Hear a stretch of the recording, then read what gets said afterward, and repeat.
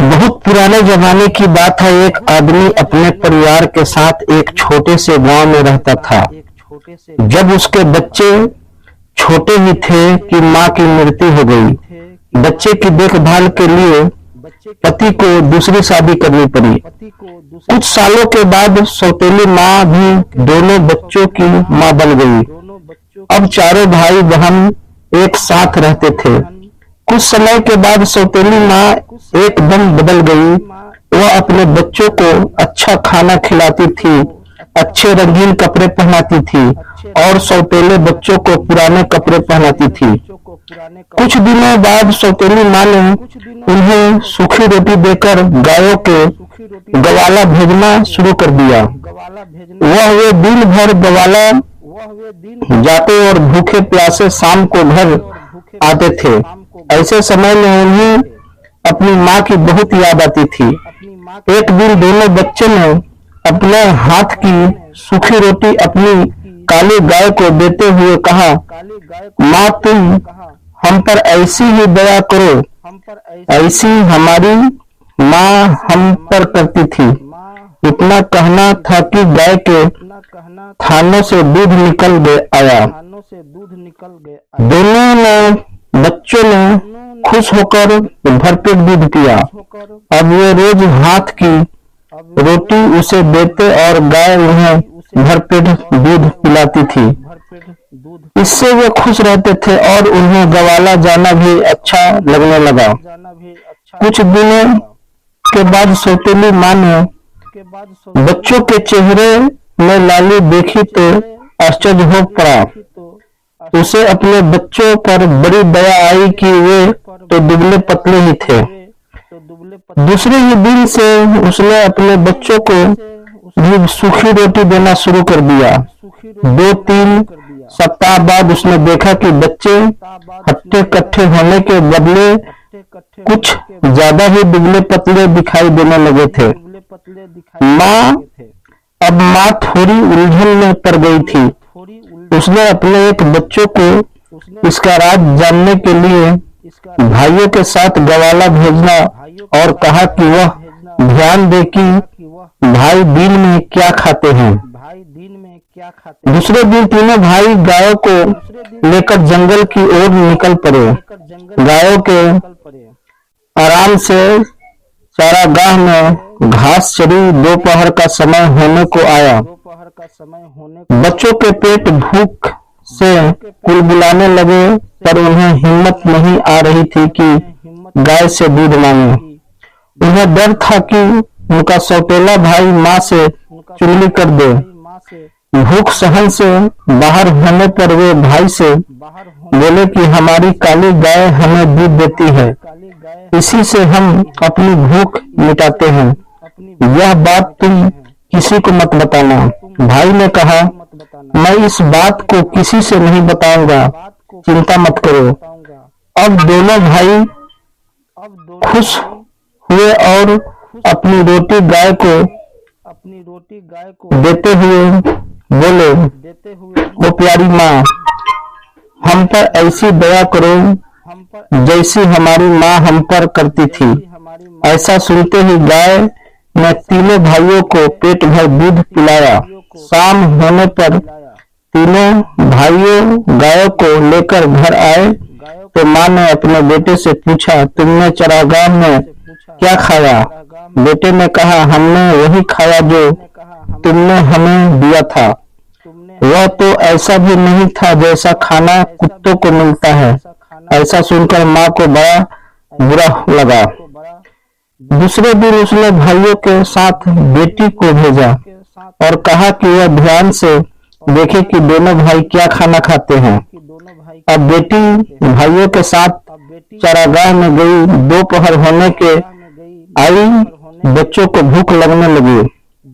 उन्होंने पिछले दिन की तरह ही बहन से भी कहा, प्यारी बहन, तुम किसी से भी मत कहना कि हमें खाना कैसे मिलता है। बहन ने भरोसा दिलाया कि वह किसी से नहीं कहेगी। अब भाई गाय के पास गए और अपने हाथ की सूखी रोटी देते हुए बोले, वो प्यारी माँ, हम पर ऐसी ही दया करो जैसी हमारी माँ करती थी। उस दिन गाय ने उन्हें ढेर सारा खाना दिया। सबने पेट भर खाया।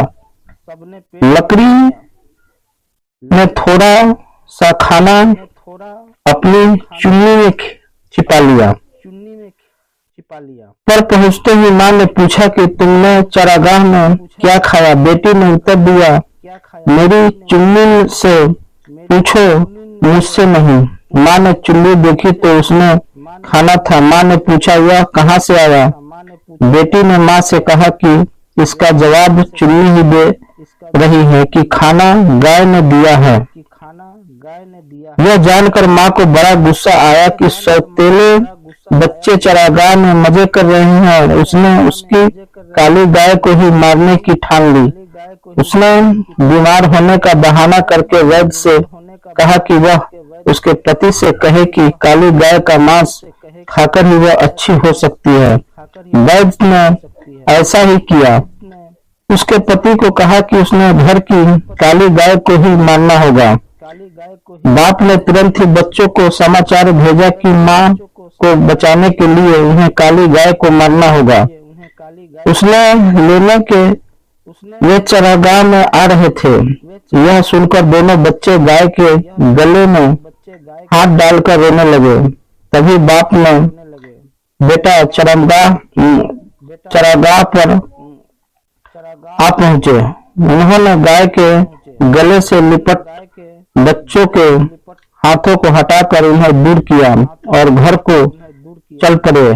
बच्चे भी पीछे पीछे घर आए और पिता से कहा, पिताजी इसे नहीं मारे, नहीं तो हम फिर से बिना माँ के हो जाएंगे।